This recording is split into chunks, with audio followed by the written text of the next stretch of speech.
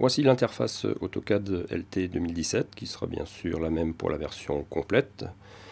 Vous trouverez sur votre gauche l'icône pour démarrer un nouveau dessin et document récent, les derniers dessins utilisés. On peut aller jusqu'aux 50 derniers dessins. Très pratique, la petite épingle qui vous permet de bloquer les fichiers importants, de les garder toujours en tête de liste. Au début, cette page surprend, mais très rapidement, on trouve que cette page est intéressante et donne accès rapidement aux éléments. On va s'intéresser à l'espace de travail. Pour commencer, vous avez en haut à gauche la petite icône A, AutoCAD, qui vous donne accès également à un menu où vous retrouvez également les derniers fichiers utilisés. Avec un petit aperçu et le même principe, on retrouve la petite épingle. On va commencer un nouveau dessin. Et voilà comment se présente l'interface au démarrage. En haut, vous avez ce qu'on appelle le ruban.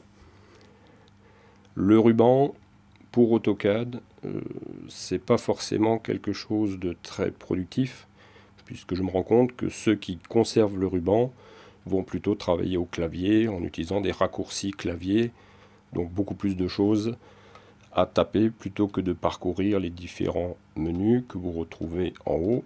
Et en fait, le problème du ruban, c'est qu'il faut chercher la commande dans la bonne rubrique. Au milieu, ce qu'on appelle la palette d'outils, pour l'instant je la ferme, on y reviendra quand on parlera entre autres des blocs. Vous avez en haut l'onglet début, et au fur et à mesure que vous allez ouvrir, créer des dessins, vous avez l'onglet de chaque dessin qui va se rajouter, et le petit plus pour créer des nouveaux dessins directement, ou sinon en haut vous avez ce qu'on appelle la zone de lancement rapide. La partie principale, l'éditeur graphique, avec une couleur, un fond d'écran qu'on va pouvoir modifier.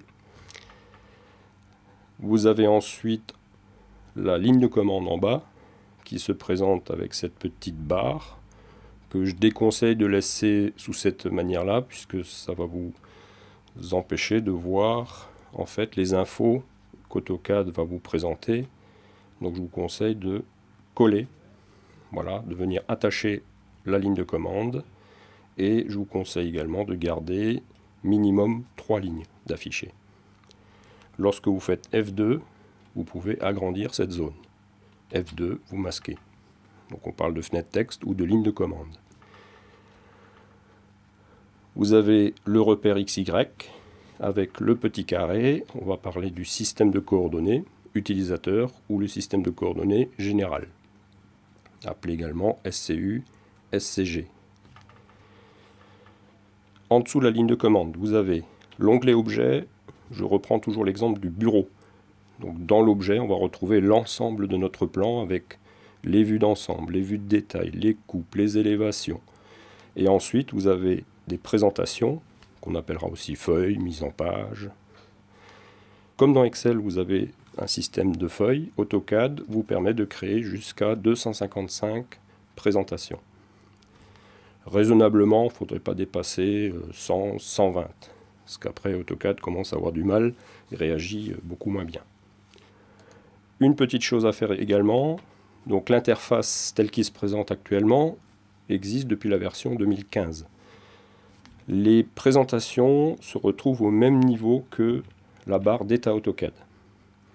Ce qui est gênant, puisque si vous avez 10-15 feuilles, vous vous retrouvez rapidement avec une zone qui sera surchargée. Donc ce que l'on peut faire, c'est ancrer les différentes présentations au-dessus de la barre d'état, ce qui vous permet de passer, d'avoir un peu plus de feuilles visibles à l'écran.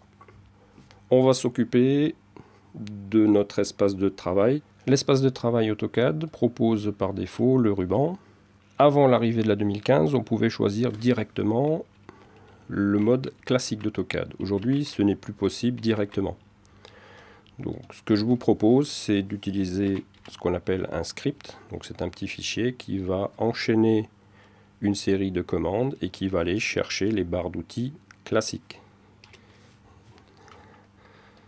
Au niveau de l'organisation, donc je vous propose tout de suite de nous intéresser à cette fenêtre. Donc comme on va travailler très souvent avec un dossier, on peut directement le glisser à gauche. Donc ce qui va vous créer automatiquement des raccourcis. et vous pourrez plus facilement parcourir vos dossiers et trouver plus rapidement vos dessins. Donc je vais chercher un script qui va se trouver dans un petit dossier qui vous sera accessible par la suite. Et on retrouve AutoCAD classique pour les versions anglaises, AutoCAD classique pour les versions françaises. Donc il suffit de démarrer le script. Et voilà, on se retrouve avec le mode classique de l'époque. Avantage du mode classique, c'est que vos icônes vont rester en permanence affichées.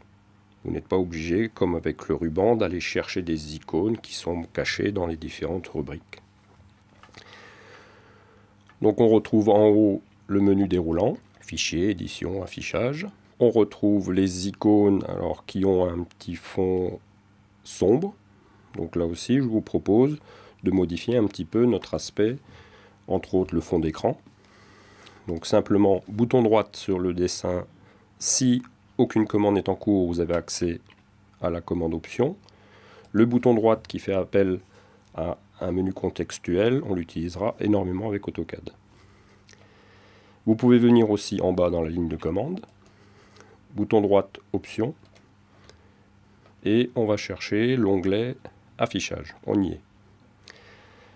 Schéma de couleur foncée, c'est ce qu'on a actuellement. Je propose plutôt de se mettre en schéma clair. J'applique.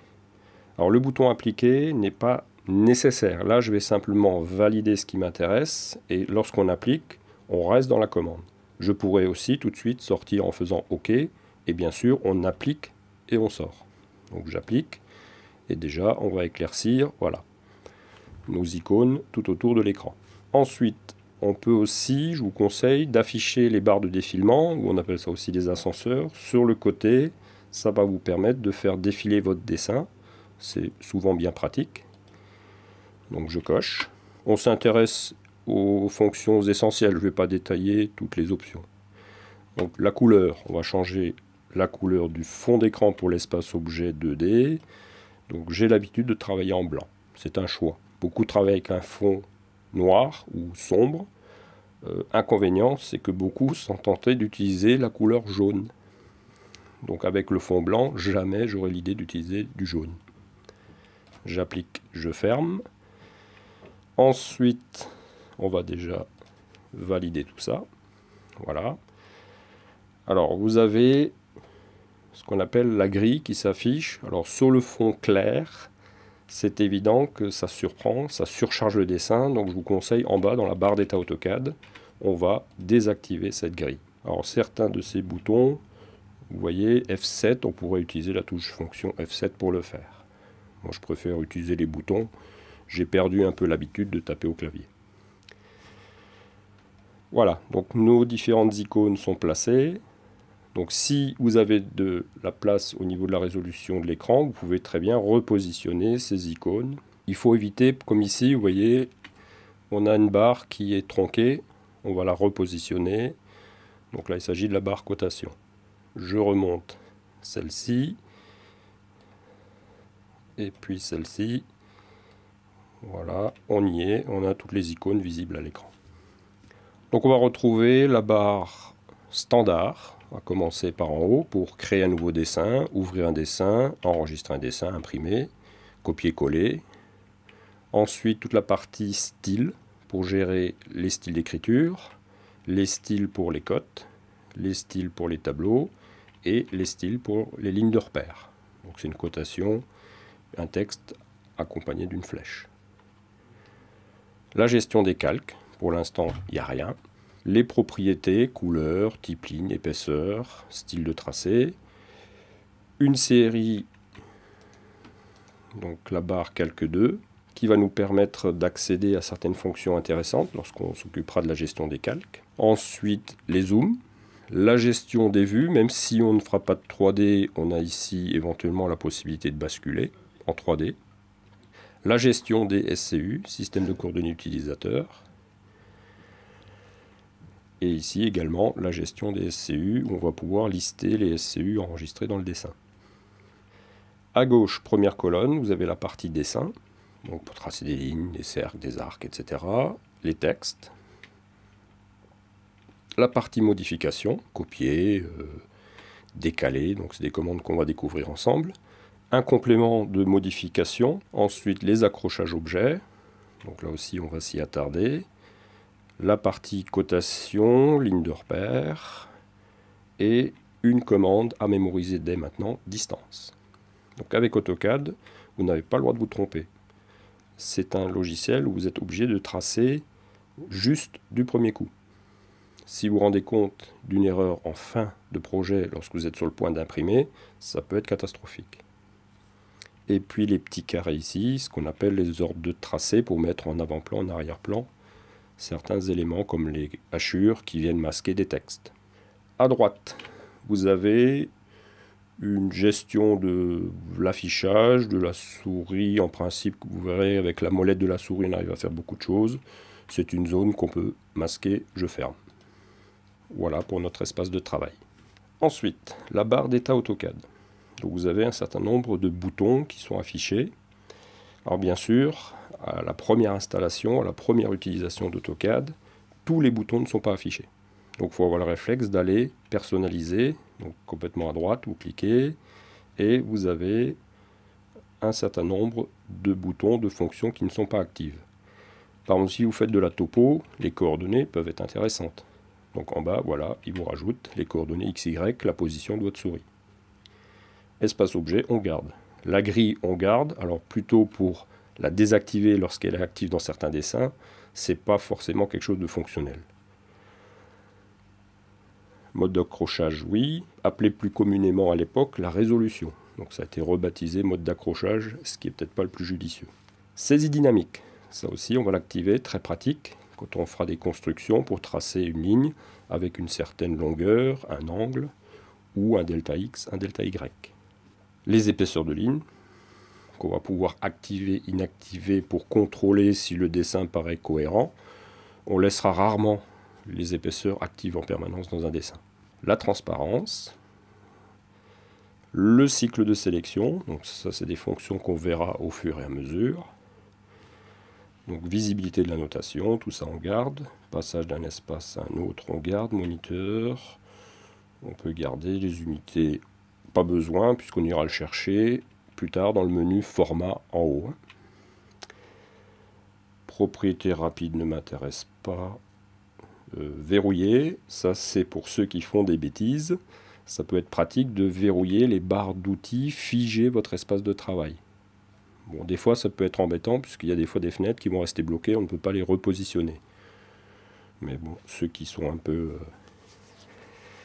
distraits, ça évitera justement de perdre des barres d'outils. Voilà, donc vous voyez maintenant, quelques boutons se sont rajoutés. Au niveau des icônes des barres d'outils, là aussi, vous avez, en faisant un bouton droite, accès aux différentes barres qui ont été activées tout à l'heure par le script. Donc pour ce script, je vous rappelle, on avait tapé SR. Tout à l'heure, on n'avait pas le même menu. Vous retrouverez, par exemple, dans ce menu Outils, Script. Alors, ceux qui veulent travailler avec le ruban, ce que vous pouvez faire, vous tapez au clavier Menu Barre. Alors ça, c'est une particularité d'AutoCAD. C'est ce qu'on appelle les variables système. Menu Barre, Entrée. Et 1, vous activez la barre de menu en haut. Donc ce sera un complément intéressant. Si vous voulez garder le ruban, vous rajoutez cette petite barre de menu, c'est bien pratique. Petit piège.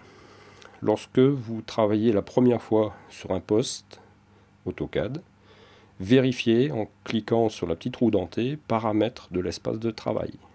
Et le petit piège est là. C'est-à-dire tout ce que je viens de modifier au niveau de mon espace, si je ne modifie pas cette option, je risque de perdre la disposition de mes outils et je vais devoir refaire ça à chaque fois. Donc bien sûr, surtout, on enregistre ce que l'on fait. Ok. Voilà pour la première étape. Lorsqu'on avancera un peu plus, on ira également sauvegarder l'espace de travail AutoCAD. C'est-à-dire que je vais pouvoir exporter ce que je viens de faire ici et le réimporter sur un autre poste, à condition bien sûr d'avoir la même version.